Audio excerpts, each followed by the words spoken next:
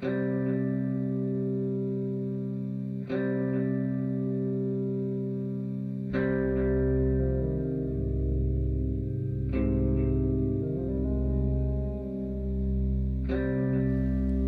man known as Dr. Koku was a very powerful African magician who briefly resided in New Orleans in the summer of 1902 for about 3 weeks and vanished as mysteriously as he appeared. By his own statement, the purpose for his time in Louisiana was to gather an herb for a magical broth he was preparing to use in his perpetual battle against the forces of darkness.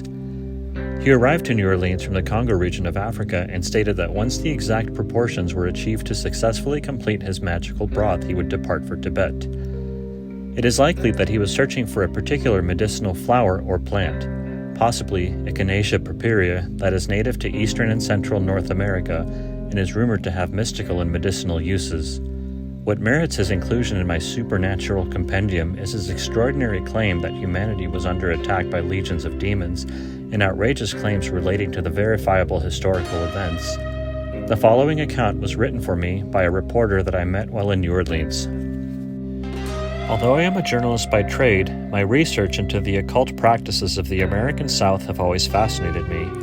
The South has been home to unique mysticism and superstition that predate American colonization.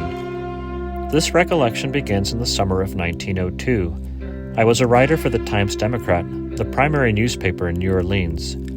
I was walking down South Rampart Street when I saw him for the first time. He was distinctly different from those around him. Tall, with a regal air, wearing a pristine white robe and turban, carrying a walking stick carved by some expert artisan of the Orient of some dark exotic wood of which I had never seen. He strolled amongst the different street vendors that were sprinkled about in a careless fashion, their stands hawking various beauty products and medicines guaranteed to cure any ailment. He moved with a gliding gait between carts as if in search of something, walking methodically down the street with patient resolve as whatever he was searching for continued to elude him. I stood there and watched him with fascination. I had to know more about this man. I gathered my courage, approached him, and introduced myself. He regarded me keenly, his hands resting on the carved head of his walking stick as he listened to my introduction, and then he gave me his name simply as Dr. Koku. I noted that I had not spotted him at the most recent voodoo gathering. Although not necessarily welcomed, my presence was tolerated.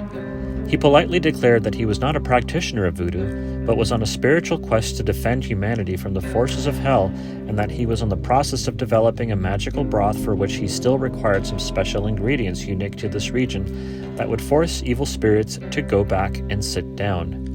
He also noted that he was not a fortune teller, and he was well aware of the ordinances within the city prohibiting such practice. I informed him that I was a reporter for the Times-Democrat, and that I would like to feature him in one of my pieces. He agreed and invited me to attend a demonstration at his house that night, to which I agreed, and we parted ways.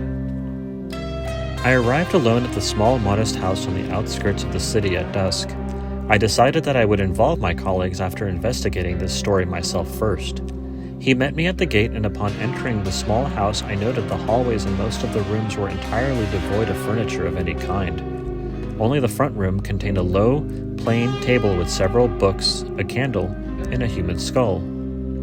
A few oriental rugs were laid about on the floor. As we walked into this room, I noticed through the open door of the next room that there was a dark circle burned into the floor. He invited me to sit on the floor at the table and explained that he had been fasting for 2 days in preparation for tonight, a Sunday, a holier day than most, on which he would summon Ahriman, the prince of hell second only to Satan. He gained the ability to control Ahriman through the Seal of Solomon, a golden medallion which he had found on the shores of Syria the summer before through his art. He prepared a paste for us both to ingest prior to the summoning to provide protection against the dark entity. We both took a small amount, and directing me into the next room that I had previously noticed, he said, "Come, let us begin." He sat down cross-legged on the bare floor in front of the burnt circle with his walking stick placed across his knees and directed me to sit closely behind him. He turned to me and warned to resist all temptation to engage the demon, as it would deceive me. Only he could compel it to reveal the truths he was seeking through the Seal of Solomon. He slowly lifted his arms above his head and recited incantations in a language unknown to me. At first, nothing seemed to happen, But then I realized it was the demon's attempt to deceive me. Upon this realization, I blinked, and Ahriman appeared. The thing manifested in the circle standing before us in a bright, brilliant flash of searing fire in a cloud of stinking, acrid smoke that assaulted my worldly senses. I closed my eyes and covered my face. Upon reopening my eyes, I saw Dr. Koku still sitting calmly before the creature, holding the golden medallion before him that he had produced from his robe.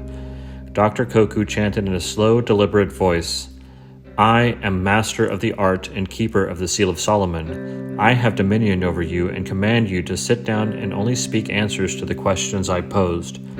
The flames encircling the otherworldly thing died down but remained as the smoke subsided into some unseen vortex. It sat down and croaked in a deep and ancient voice. "I am bound by the covenant to obey the master of the art and the keeper of the seal." Dr. Koku questioned a thing about the assaults on the world of humanity by the legions in the past, present, and future, to which it claimed responsibility for numerous events and one grand cataclysmic event that had not yet come to pass. Although he remained in full control, the magician seemed to grow weary as time passed. The creature admitted responsibility for recent events including a mine explosion in Tennessee, the volcanic explosion in Martinique, a tornado in New Holland, all events that killed hundreds of people. The demon admitted that there was a major assault planned for this time in 6 years, an event so great that it would forever be remembered by history. "Even the master of the art and the keeper of the seal cannot hinder my hand, but he may be perhaps able to force it to fall elsewhere," were the words I heard the creature utter. Dr. Koku then banished the creature back to the depths of the earth to be imprisoned in the physical form of a black, viscous fluid. But before it departed, the thing smiled cunningly and reminded him that he and his legions would free themselves from this form in return for the attack planned for the summer of 1908. The room went dark. All traces of the thing were but a terrible memory, and Dr. Koku sat slumped over, visibly drained. I, too, was greatly shaken from the experience. He stood up, his strength regained, and informed me that it was time for me to take my leave, and he led me to the door while I was still shaking and shut it behind me. I returned to work the next day to inform my fellow reporters in a half-crazed manner of what I had witnessed, but of course none believed me. 2 of my closest colleagues set out to meet Dr. Koku and wrote several articles in the paper. My fellow reporters informed me that Dr. Koku mysteriously disappeared on their last interview with him. He walked out of the house into the blackness of the night, leaving his few possessions behind, his last words to them being, "I must prepare for the coming storm." The memory of this event has faded with the passage of time, and with every year I increasingly doubt my experience on that faithful Sunday in June of 1902, yet I fearfully await what lies in store for June of 1908. The words compelled from the demon Ahriman by the African magician in that small house on the outskirts of New Orleans, "Even the master of the art and the keeper of the seal cannot hinder my hand, but he may perhaps be able to force it to fall elsewhere," have left me with a deep sense of foreboding. However, I remain somewhat hopeful that Dr. Koku, through his art, and as his keeper of the Seal of Solomon, may succeed in saving humanity from the hand of Ahriman.